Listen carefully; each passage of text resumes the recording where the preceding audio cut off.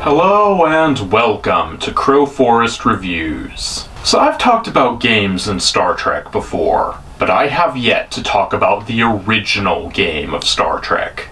I am of course referring to Fizbin, and the episode surrounding it. This is a piece of the action.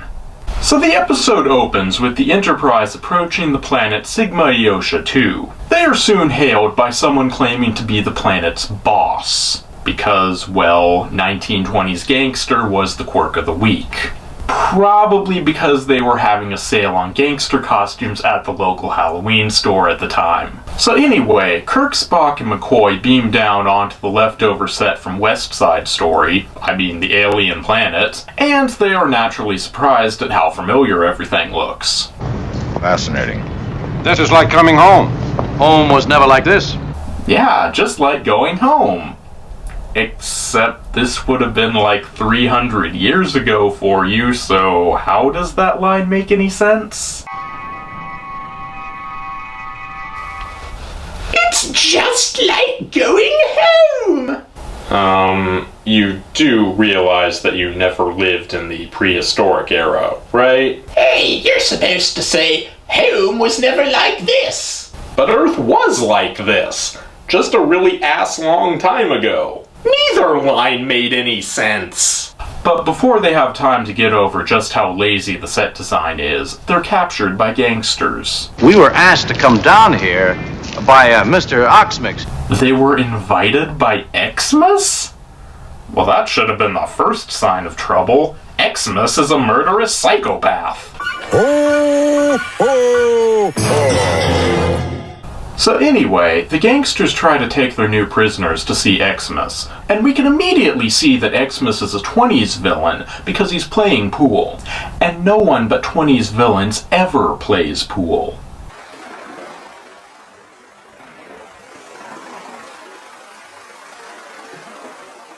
Well, yes, I am a 20s villain, didn't you know? Anyway, Xmas wants Kirk to play a round of pool with him while they discuss business. Ha! I have just the right stock footage to deal with a situation like this. So anyway, Xmas tells Kirk about how things work on his planet. I got the biggest in the world. Sure you do. You know, there's one thing wrong with having the biggest. There's always some punk trying to cut you out. Is that really a big problem on your planet? 'Cause that doesn't really happen here. At least not that I'm aware of. Are we talking about the same thing? It's my territory. Is that what they're calling it these days? So anyway, Kirk lets slip that one of Xmas's rival gangs attacked them, and Xmas is not happy about that. You hit him back, you hear? Hard. I think it's gonna take a little more than hitting him. What, are those guns just for decoration? I'll take care of it. What? Why are you going to take care of him? That's the exact opposite of what you should be doing. You know, I'm starting to think that the 20s spoke a completely different language. So anyway, Spock finds the plot MacGuffin book that explains away all the plot holes. Oh wait, did I say it explains away all the plot holes? I meant it introduces a whole score of new plot holes. And then some. So apparently some previous starship had left a book of 1920s Earth history on the planet, for some reason.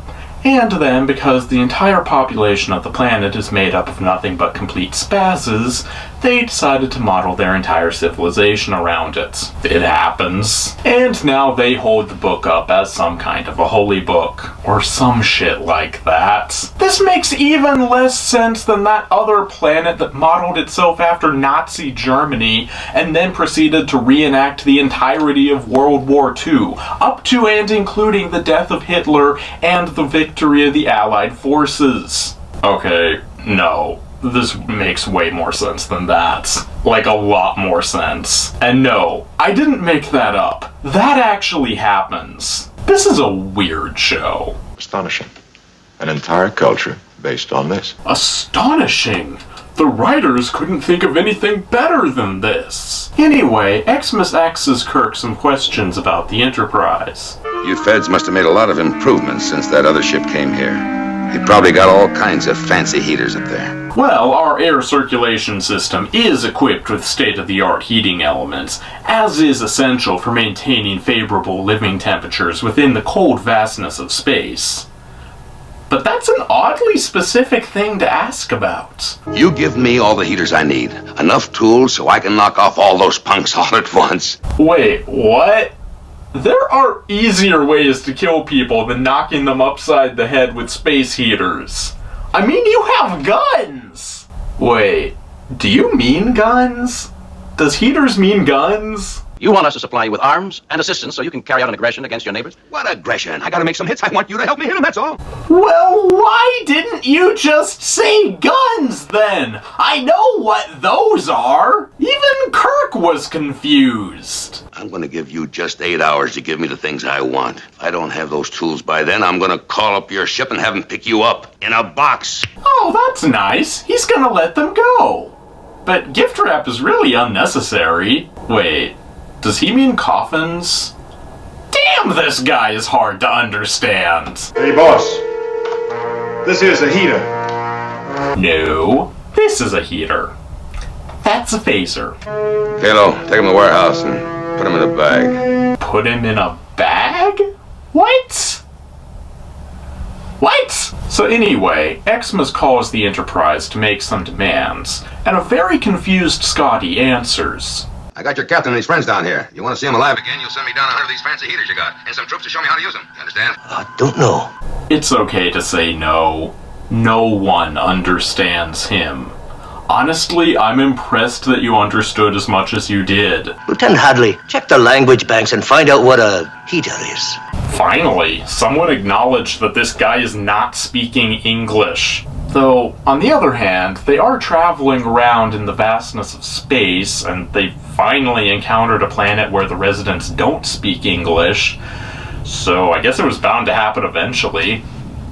Still, it's kind of odd that it's so remarkably similar to English. It's just slightly off. Like British. Check the language banks and find out what a heater is. Working. Heater.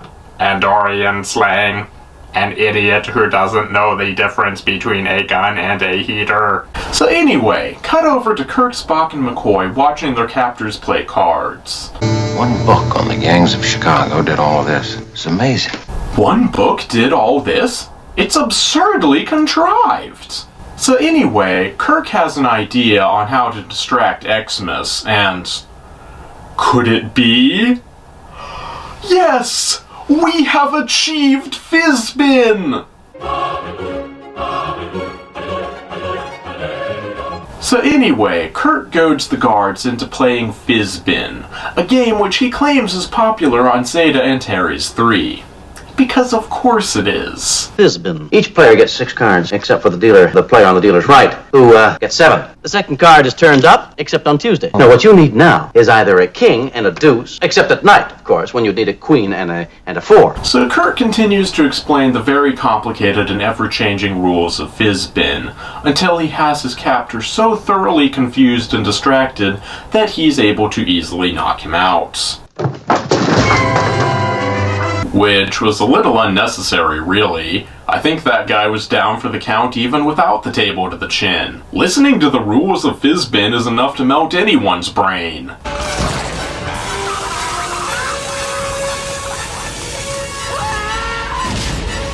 So anyway, Kirk manages to escape, and is immediately captured again, making the whole last scene entirely pointless. Okay, no, it doesn't. That scene was amazing. Oh, also, Spock and McCoy managed to escape too, and they use an old radio to contact the Enterprise and order a beam-up. Just go with it. They can MacGyver their way out of any plot contrivance. So anyway, Kirk has been captured by yet another mob boss, and just like the first one, this one wants stuff. Let me guess.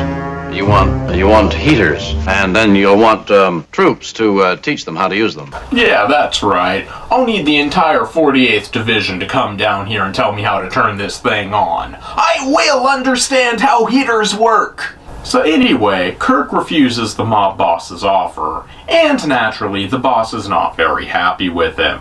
I'm sorry, Krakow. No deal. That's too bad. Put him on ice.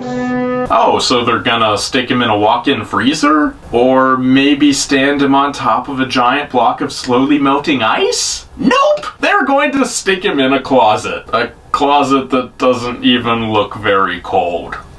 Okay, look. I know you're an alien race and all, and really, you shouldn't even speak English. But even so, your command of the English language is abysmal. Here, let me help you out a little. Ice means ice! So anyway, cut to the Enterprise. There is no record of such a culture based on a moral inversion. You mean you're giving up?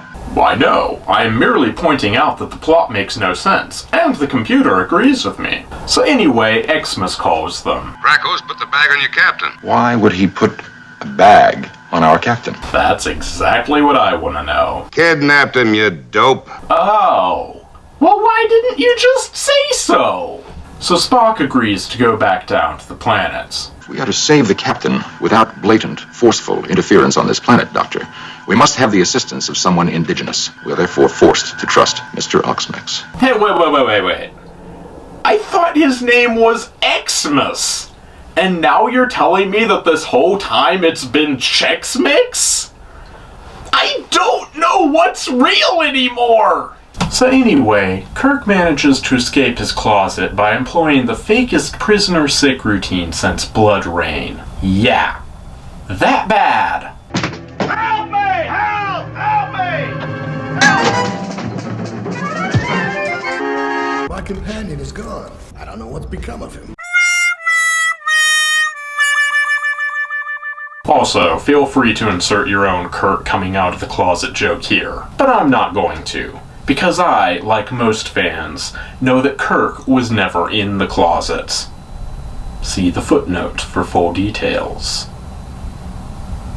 So Spock and McCoy beam back down to the surface, and surprise, surprise, they're immediately captured again. What was their plan again? The most cooperative man in this world is a dead man. And if you don't keep your mouth shut, you're going to be cooperating. What an odd threat.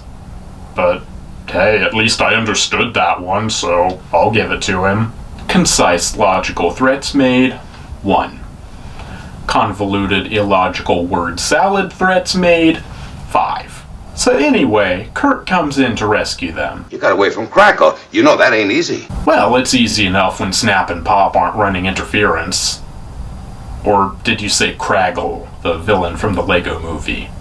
In which case, yes, it would be rather difficult to get away from him, considering he's literally super glue. Or crazy glue, rather. But I digress. Behold the Craggle! So what is Kirk's brilliant plan for them to escape? To tell the guards to strip. Wait, what? So that's nice material. Get out of them. You too! Get out of the clothes! Now, I could point out how the first thing Kirk does upon getting out of the closet is to tell 2 guys to strip, but I think this scene speaks for itself.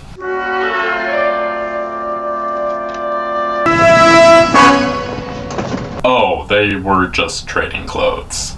That makes so much more sense. So Kirk and Spock escape in a car, presumably leaving McCoy at the mercy of Chex Mix, and Kirk proves himself to be an incompetent driver.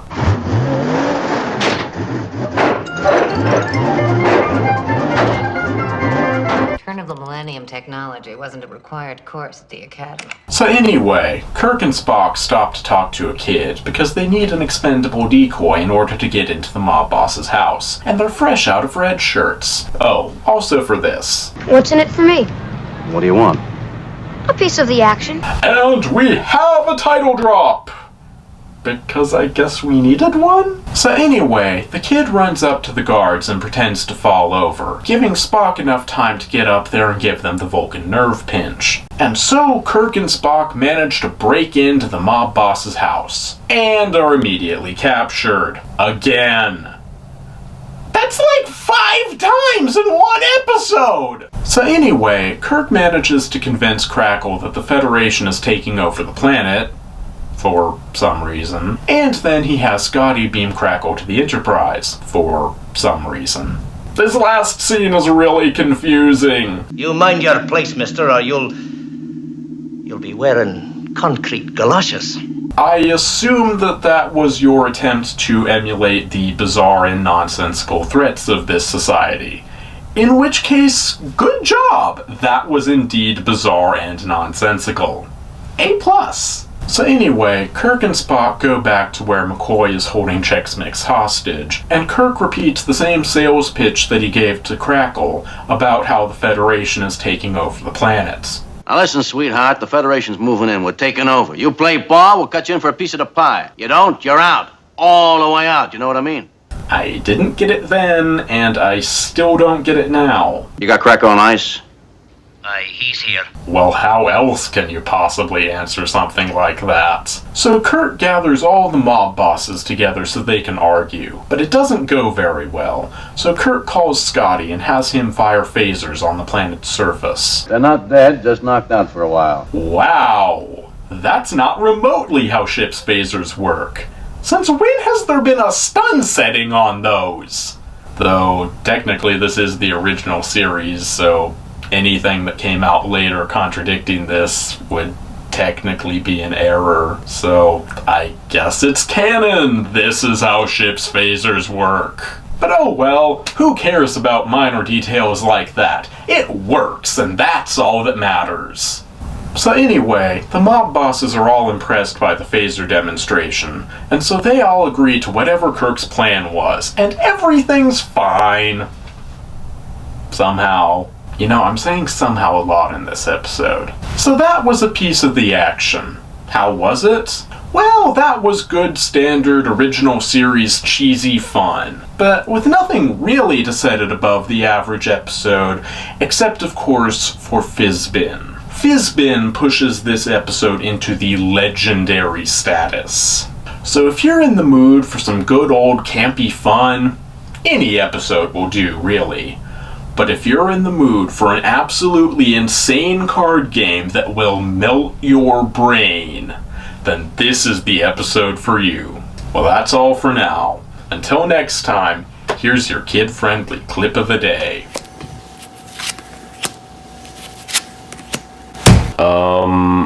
What are you doing? Huh?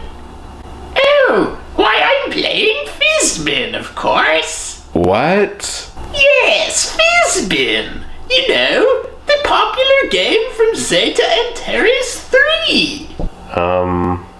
Okay. Would you like to play around? I can easily deal you in. Well, I'm glad you asked. It's very simple, really. Each player gets 6 cards, except for the dealer, the player on the dealer's left, who gets 7. The second card is turned up, but not on Tuesdays. So let's see what you've got here. Oh, would you look at that? You've got 2 jacks. You've got a half Fizbin already. So I need another jack. What? No! If you had another jack, why you'd have a shrunk. You'd be disqualified. No, what you need now is a king and a deuce. Except at night, of course, when you need a queen and a 4. Oh, and look at that! You got another jack! How lucky you are! How wonderful for you! But if you hadn't gotten a jack, if you had gotten a king, why then you would get another card! Except when it's dark, when you'd have to put it back. If it were dark on Tuesday? Well, yes, but what you're after is a royal Fizbin, which the odds of getting a royal Fizbin are astronomical. Well, Bunny, what are the odds of getting a royal Fizbin? What the hell are you talking about? Well, they're astronomical, believe me. Okay. And now for the last card. We'll call it a Kronk. You got that?